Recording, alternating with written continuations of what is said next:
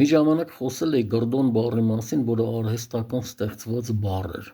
Այդ բառը եկել էր փոխարինելու մեկ այլ բառի՝ փափախ բառին։ Փափախը մի ժամանակ օգտագործվում էր որպես մեքենայով ձախ եկամուտ ստանալ։ Բառը թուրքերեն բառ է, հայերեն էր մտել 20-րդ դարի 20-30-ական թվականներին, հենց այդ իմաստով։ Այդ ժամանակ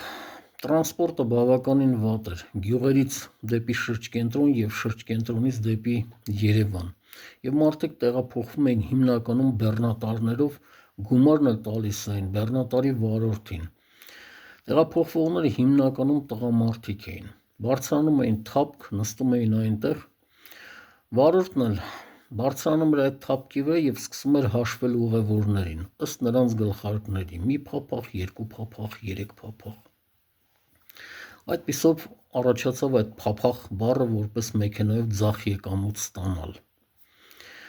Բառը գոյատևեց մինչև 80-90-ական թվականներ, և փառք Աստծո, կարծես թե այն դուրս է մաղվել մեր լեզվից։